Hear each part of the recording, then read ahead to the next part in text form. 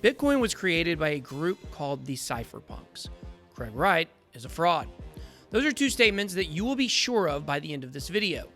Today, we'll be getting into part 2 of my series on the creator of Bitcoin, Satoshi Nakamoto. After today, you will have a lot more information as to who Satoshi is, but perhaps even more importantly, you will come to understand exactly why this fact is so important. Let's get it.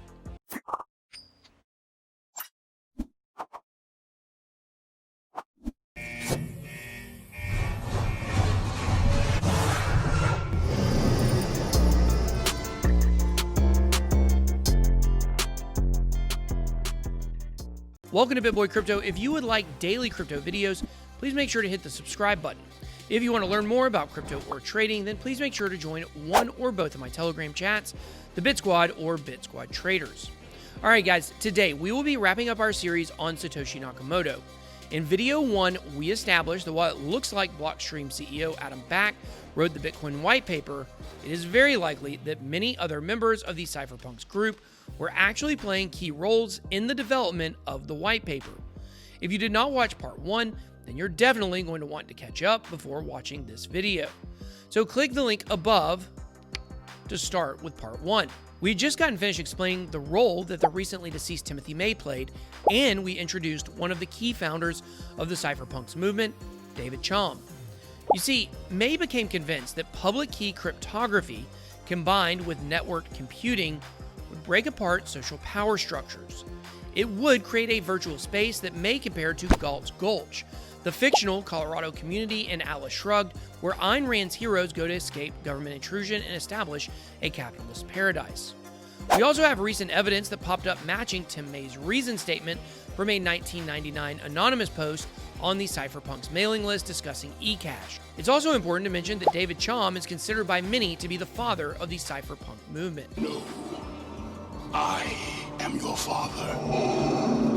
A prolific academic researcher, Chalmers single-handedly created the field of anonymous communications research and invented many cryptographic protocols, including group signatures, and created the first digital cash, called DigiCash, in the 1990s. The underlying algorithm was known as eCash, first published in 1982 and later improved by other cryptographers. However, eCash or DigiCash wasn't peer-to-peer and required a bank or centralized entity, which ultimately was its downfall. In 1998, the company founded on eCash, DigiCash, went bankrupt. It ultimately lost out in user adoption against credit cards and less private payment systems like PayPal. What follows is a simplified description of the eCash algorithm. First, coins are issued to users by a bank. Each coin has a specific denomination and serial number, which are cryptographically signed by the bank. When a merchant receives a coin from a user, the merchant relays the coin to the issuing bank. The bank verifies that the signature over the denomination and serial number is valid and whether the coin has been previously spent. If these check out, the bank ensures that all spent coins are real and haven't been spent before. The merchant is then paid out for whatever the coins were worth. The Cypherpunks launched many experiments besides Hashcash and DigiCash, including Mojo Nation, a payment system for incentivized file sharing, which was similar to what Kim.com is doing with his own project.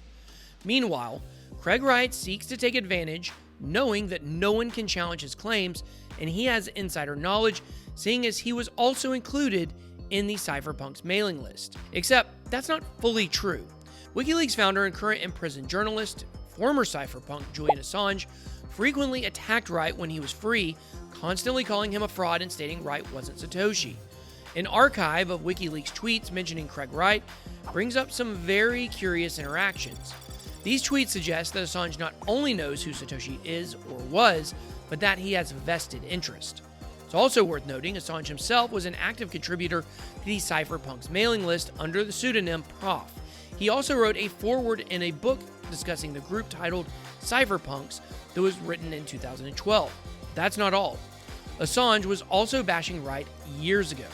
This is significant because Assange was friends with Tim May, and before May died, he gave Assange an undisclosed amount of Bitcoin.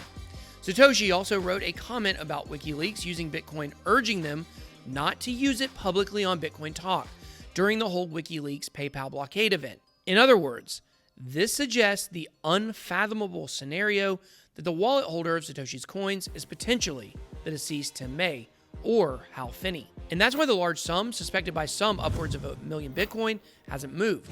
The other important fact to point out here is that Hal Finney was good friends with Tim May as well. That's the same Hal Finney who was trusted by Satoshi to work on its project as one of the first developers to commit Bitcoin code into its development. Here's a quote from Hal Finney from the Cypherpunks mailing list mentioning Chalm while discussing digital cash as well, further highlighting that these folks all knew each other and worked together. Here we are faced with the problems of loss of privacy, creeping computerization, massive databases, and centralization. And Chalm offers a completely different direction to go in, one which puts power into the hands of individuals rather than governments and corporations. The computer can be used as a tool to liberate and protect people, rather than to control them.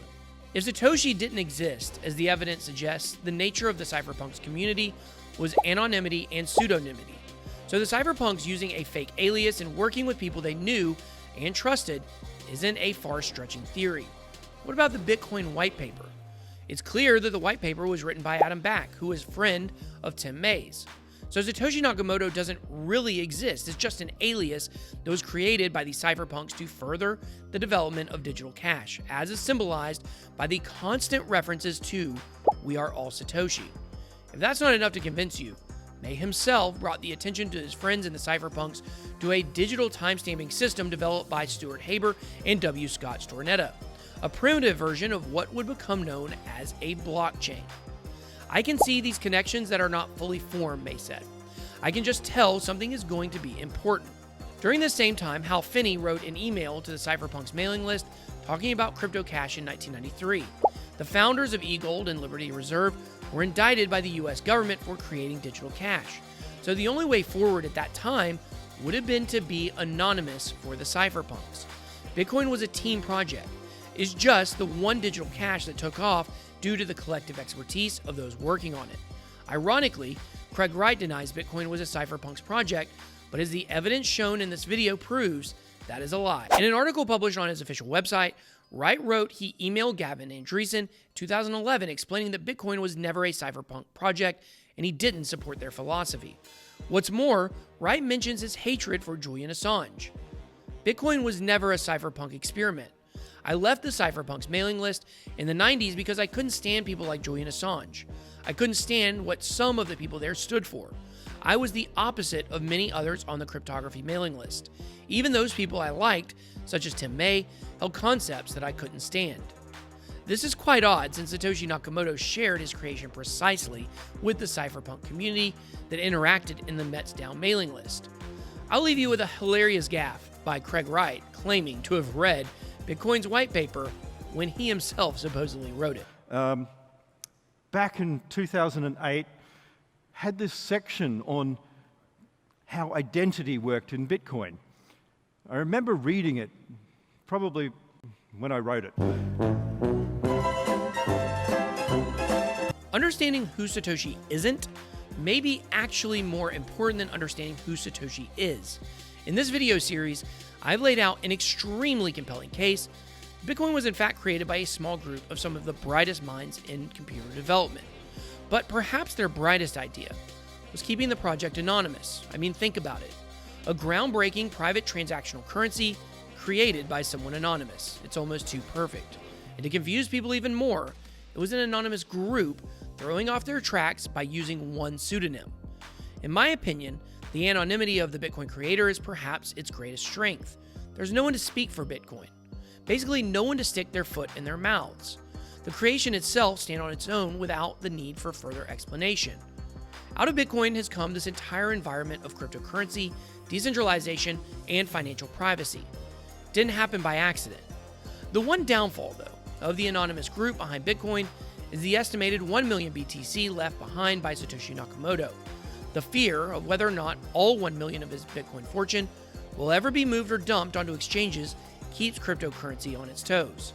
But maybe, just maybe, Satoshi left the Bitcoin in limbo on purpose to drop the hammer if people try to do evil with his creation. But that's a mystery we may never have the answer to.